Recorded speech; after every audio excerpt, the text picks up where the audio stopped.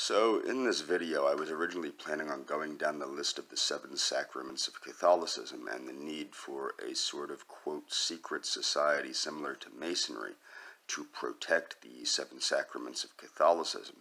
But then I realized this would drone on and I'd lose probably the 1 or 2 viewers that actually watches the video. Now, what I want to point out is the idea of a secret society. What people need to understand is some things are kept secret because they're depraved and wrong, and other things are kept secret because they're worth protecting. The sacraments of Catholicism are worth protecting, as they are what has lifted Western civilization up, regardless of what people think. Now, I originally was enlightened to this when I read a book called Rediscovering Catholicism, published by a company named Dynamic Catholic, and it was further reiterated to me by the sheer belief of a person that's very dear to me. Now, the thing is, what people don't understand, there are initiatory and there are sacraments of service. So there's sacraments of initiation and sacraments of service in Catholicism. These things are very similar to, say, a magical lodge or things of that nature.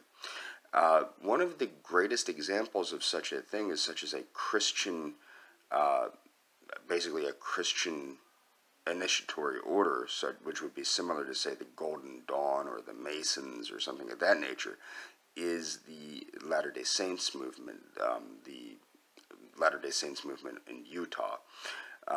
Now, what's funny is what people don't understand, they'll go, well, that's weird. Why do they have so many secrets? Well, by keeping things secretive, it keeps it sacred.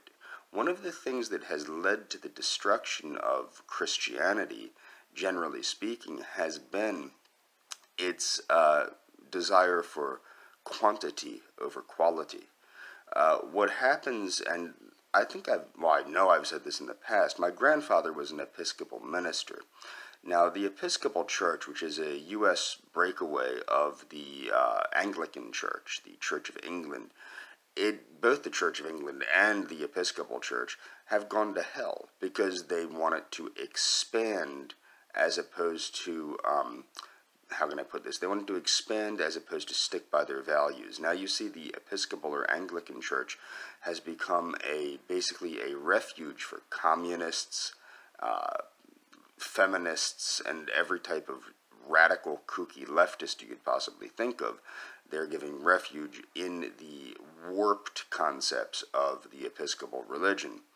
So, my point is, you are seeing this now with Catholicism. Catholicism has received a sort of boost. More people are interested in Catholicism after, of course, the crazy, creepy pedophilia crap. But with this new Pope, Pope Francis, who is virtually a communist, who has warmed to, say, liberation theology, more crazy leftists and crazy minorities and crazy people have seemed to be drawn to Catholicism. But this will do to Catholicism what it has done to the Episcopal religion. This is why there needs to be, and in my opinion, if Catholicism wants to survive, there needs to be Catholics that are willing to uphold the values of Catholicism outside the confines of the Vatican. Because what people need to understand, when the church itself will become corrupt, so too will the higher levels of the church. And Catholicism does have a long history of being corrupt from the top down. But when it becomes corrupt from the bottom up and the top down, there is no hope. However, what was very heartening and actually enlightened me quite a bit is, for the longest time I believed Christians were mythological beings that didn't really exist, until I came across a young lady that showed me otherwise. Now, I retain the fact that I am not a Christian. I would not misrepresent myself, and I would not misrepresent Christianity like that. I am a scientific pantheist. However, Christianity, it was the evolution of past belief systems, paganism and whatnot. It was the evolution, not the destruction of. And it is what has lifted Western civilization up. It has been a unifying factor like no other.